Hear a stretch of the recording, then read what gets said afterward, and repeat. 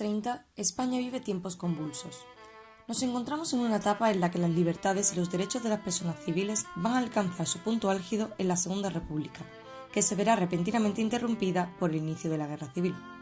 A diferencia de lo que ocurrió con otras políticas, como la de igualdad de género que fue incorporada en algunos de los programas políticos republicanos, no existió en aquel momento ningún tipo de ley que estableciera la igualdad de todos los españoles ante la ley, independientemente de su orientación sexual. Merece la pena señalar la equiparación de los derechos entre hombres y mujeres en todos los aspectos, así como la igualdad material consagrada en la Constitución de 1931, el divorcio civil o el matrimonio civil. En 1933 se redacta la Ley de Vagos y Maleantes, y aunque en ese momento no hace ninguna referencia a la homosexualidad, dicha ley fue modificada por el régimen franquista en 1954 para incorporar también a los homosexuales. La buena acogida de parte de los ciudadanos de la época en España hizo que la comunidad LGTBI estuviera en cierto modo representada en la intelectualidad y la cultura. Así, algunos de los nombres más destacados de la época nunca tuvieron que esconder su condición sexual. Tratando el cine desde un aspecto general, en la primera mitad de los 30 se llevan a cabo diversas producciones cinematográficas, documentales, amateur y comerciales. Es con la llegada del franquismo cuando aparece la homofobia institucionalizada. Franco, junto con la Iglesia Católica, hizo que cualquier comportamiento sexual fuera de la heteronormatividad fuese tratada como una perversión. A principios del siglo XX existía una fuerte subcultura gay. Existían cabarets donde hombres homosexuales socializaban. Sin embargo, la exhibición de comportamientos homosexuales en público estaba estrictamente prohibida y perseguida, así como la prostitución, el incesto, el exhibicionismo, etc. Buñuel negó siempre de los significados que se le daban a sus películas, alegando que carecían de sentido racional. Un perro andaluz podría hacer referencia a la homosexualidad de Federico García Lorca, sobre cómo los demás se despreciaban e incluso hicieran que el propio Buñuel, gran amigo del poeta, le viera con malos ojos.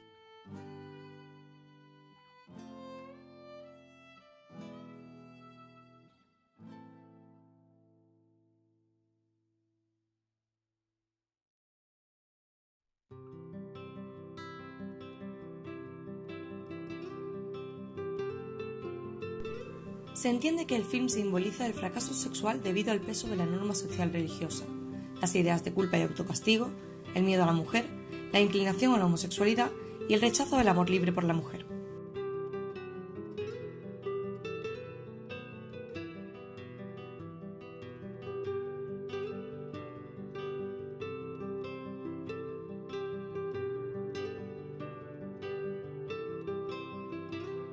En la primera mitad de los años 40, tras la victoria de Franco, se intenta poner en marcha un cine falangista ambientado principalmente en la Guerra Civil, el cine de cruzada. Una de las variantes de este género consistió en la exaltación de los valores castrenses en las aventuras coloniales españolas, reflejados en dos de las películas más importantes de la época en relación al objeto de nuestro estudio, Arca y A mí la Legión. Ambas defienden los valores de la virilidad, pero en realidad esconden ciertas inclinaciones homosexuales. La tensión sexual entre hombres, la obsesión por otros soldados y el sufrimiento cuando están lejos de sus compañeros legionarios son motivos muy comunes en las películas militaristas del cine de posguerra. El hecho de que las dos cintas estén protagonizadas por los mismos actores ofrece interesantes comparaciones. Un claro ejemplo lo encontramos en Arca, donde la unión de ambos personajes ya viene marcada desde el cartel de la película, donde sus nombres aparecen cruzados. Esto era una técnica muy habitual para no destacar a un actor sobre otro, pero en el caso de Alfredo Mayo y Luis Peña, cobra una lectura especial que marcará el inicio del idilio entre sus personajes y que continuará con los que interpretarán en A mí la Legión un año después. En el caso de Arca, existen varias escenas clave que ponen de manifiesto esa atracción homosexual existente entre el capitán Santiago Balcázar y el teniente Carlos Herrera. Según los expertos, la escena más representativa sucede en una hoguera donde ambos personajes hablan sobre el por qué decidieron ir a la Arca y dejar la Legión. Y como puede apreciarse, los primeros planos del rostro de ambos connotan cierta intimidad e introspección. A lo largo del film, podemos encontrar numerosas secuencias donde se aprecia la complicidad entre estos dos hombres y el apego por parte del teniente Herrera por quedarse al lado de Balcázar. Esta hipótesis se apoya en un momento de la historia donde Herrera recibe una carta de su mujer Amparo y no parece muy contento de recibirla. Pero el momento culmen ocurre en el final de la cinta, donde tras haber perdido a Balcázar y ocupar su puesto repitiendo las palabras que él le dijo, Herrera rompe la foto de su mujer y podemos observar un rostro en un primerísimo plano mirando al cielo, donde la imagen se disuelve, apareciendo poco a poco la imagen de Balcázar sobre su jinete. El hecho de que la mujer aparezca como un personaje secundario, que actúa como un estorbo, que entorpece la relación entre los soldados, es bastante recurrente también en películas como Legión de Héroes y Alas de Juventud, donde los personajes femeninos aparecen como una moneda de cambio entre dos hombres que la utilizan para manifestar su ansiedad sexual. Pero donde mejor se ve reflejada cierta atracción homosexual entre dos hombres es en A mí la Legión. La película sigue las historias de Mauro y el Grajo, dos compañeros legionarios que establecen un vínculo muy especial. En una de las escenas podemos ver a un joven legionario herido en los brazos de Grajo.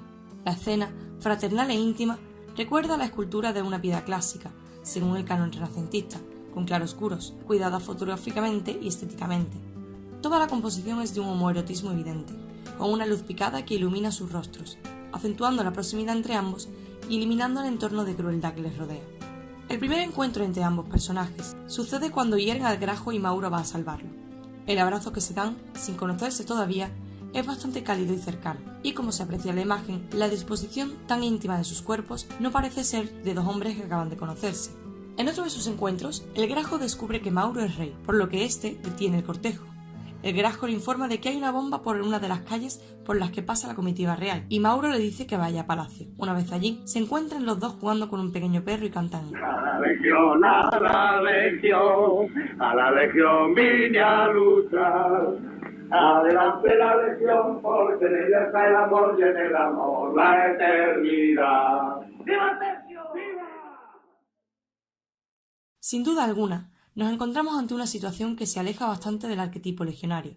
Finalmente, la película termina con Mauro dejando su trono para unirse a la guerra con el Grajo, en la más tradicional conclusión de novela romántica, en la que el poderoso rechaza sus fortunas para estar con su amada.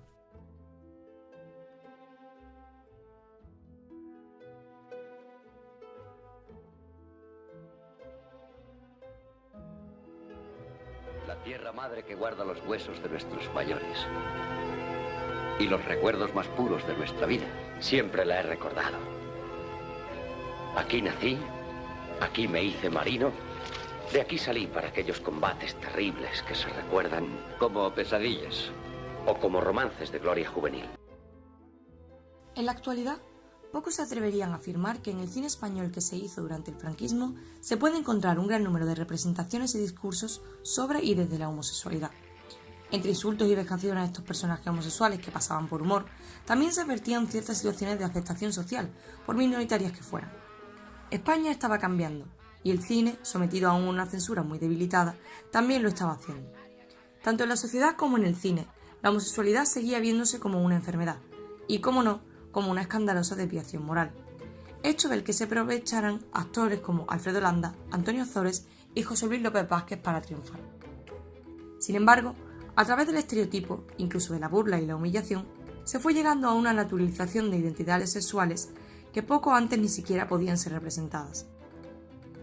Así, en los años 50, se confirmó la eficacia de la confusión de identidades sexuales como elemento cómico de éxito en las películas, donde algún personaje sospechaba si cierto personaje era gay o no y acontecía un hecho gracioso. Además, proliferó el travestismo como método recurrente y la pluma empezó a ser usada como elemento definitorio de la sexualidad del hombre, siendo a veces incluso aceptada por otros personajes.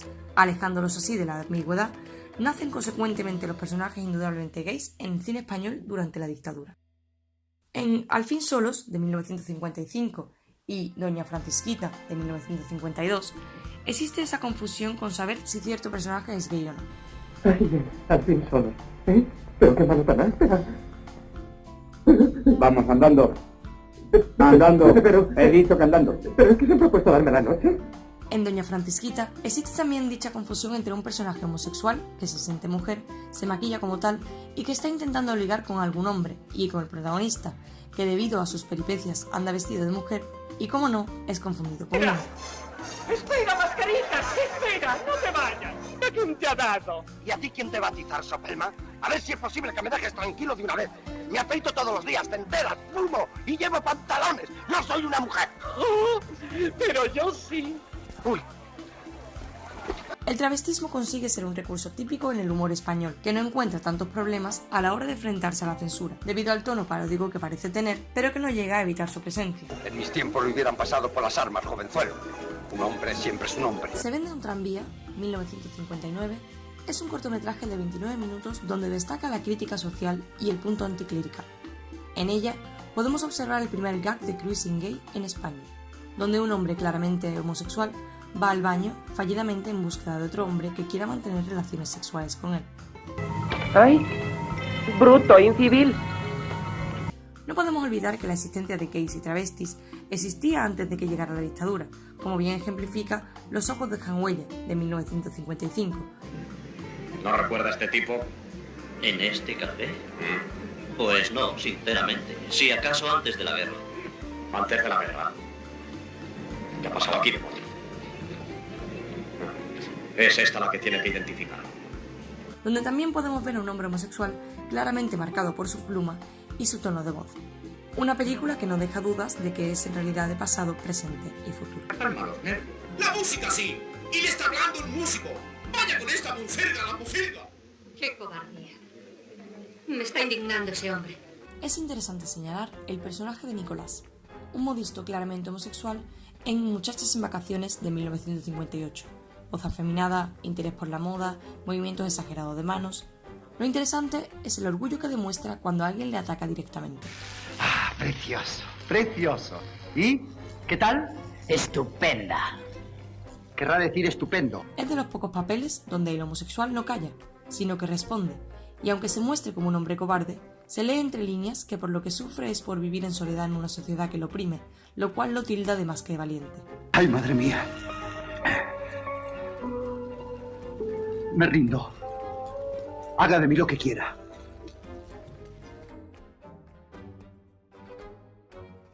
En los años 60, España se enfrenta a un periodo de mayor aperturismo hacia el exterior. El primer Plan de Desarrollo Económico, de 1963, presupone una liberación de las costumbres españolas, y esto forjará la explosión del gran boom turístico de la época, conllevando con ello un aumento en el consumo. Es por eso que el cine de esta década tendrá como objetivo principal mostrar las bondades de España como destino turístico. ¿Qué hacen los hombres que están aquí para remediar esto? Hablar y hablar como ramera. Pero claro, esto significará también permitir la entrada al país de otros modos de vida y la interacción de extranjeros con autóctonos ciudadanos españoles que se encontraban bajo el yugo de la dictadura y la falta de libertad de expresión del momento. Veamos un ejemplo. Andará por ahí, golfeando. Veamos cómo ha quedado. Vives como un sultán. ¿Te gusta mi casa?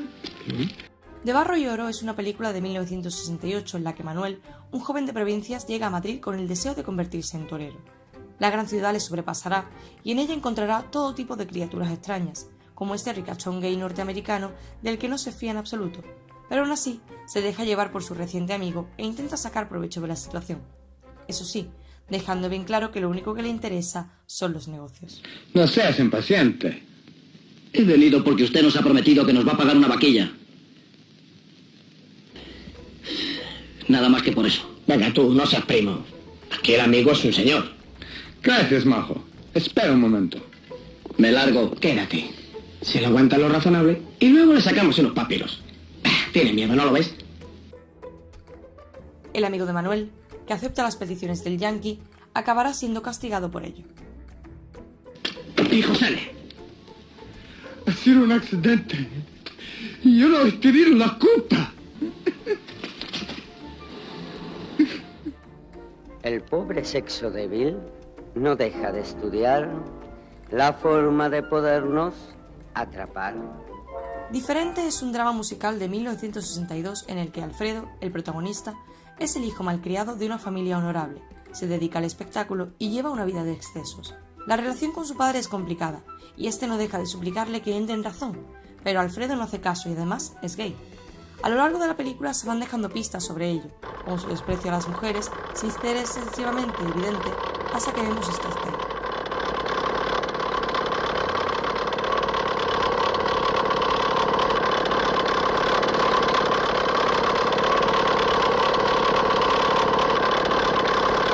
Tras la muerte de su padre en un accidente de coche, en cierta medida provocado por él, Alfredo se encomienda a Dios, siendo así redimido de toda su culpa, no sin antes haber sido castigado por ello.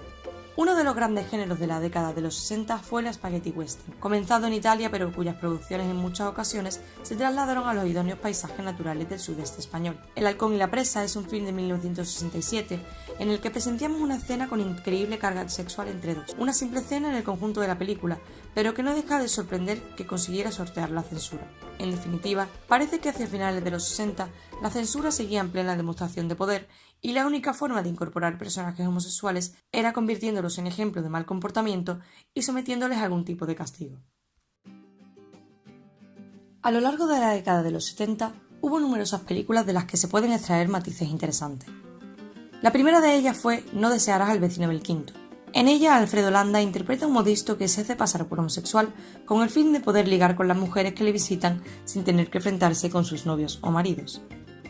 ¿Te gustaría que yo fuera como ese? Pero ¿cómo puedes decirme una cosa semejante? Ese no tiene problemas con las mujeres, ni con los padres, ni los novios, ni hermanos, ni maridos. ¡Qué ocurrencia! La película es un claro ejemplo del modo de representación de los homosexuales en la comedia de la época. Solían ser personajes secundarios que funcionaban como elementos de distracción y relajación y a menudo desempeñaban una serie de profesiones que conllevaban un evidente amaneramiento. El modista es un personaje fácilmente reconocible, cuyos guionistas trabajaron no como propuesta original sino como recreación, sabedores de que el éxito del gag dependía ya del reconocimiento del personaje. La película familiarizó a los espectadores masivamente con la idea de que, tras la confusión en torno a la homosexualidad, podía estar escondida la homosexualidad real de alguno de los personajes.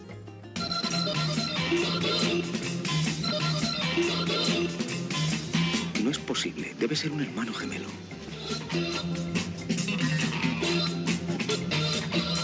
La influencia de esta idea la encontramos en muchas comedias, por ejemplo en 5 almohadas para una noche, de Pedro Lazaga, 1974, donde se copia la idea del hombre que finge ser gay para tener sexo con una mujer, pero se añade la presencia del gay real fuera del armario.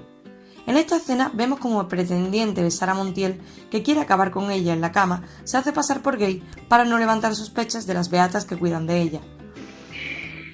Hijo mío, siempre con hombres.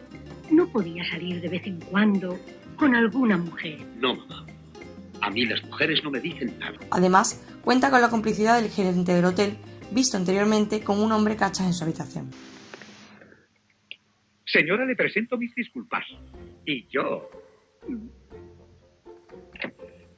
Perdone que insista, pero creo que han salido 2 personas. ¿No será un error de usted?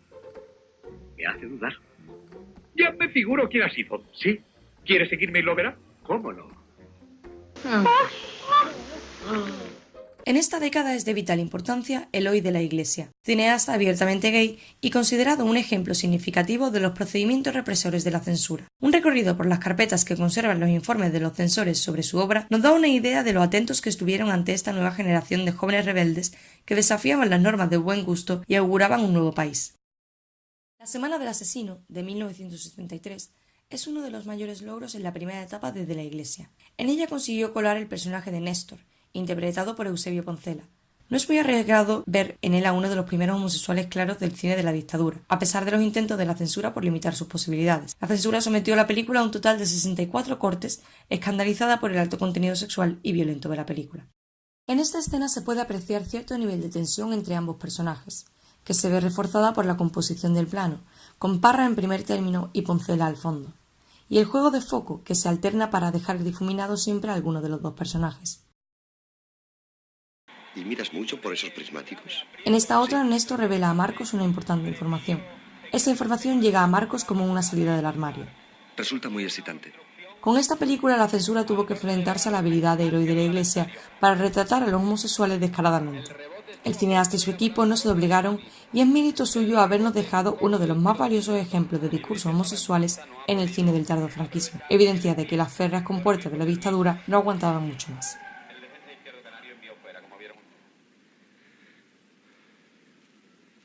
Entiérralos. Entiérralos.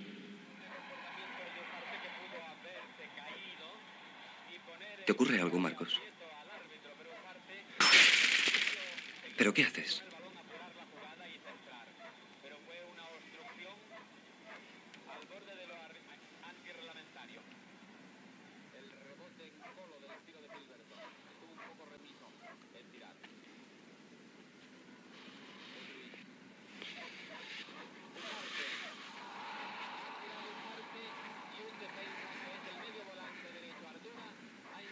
Estas películas son fieles testimonios de los últimos esfuerzos del franquismo por negar la voz homosexual que iba a desarrollarse con fuerza durante los años de la transición.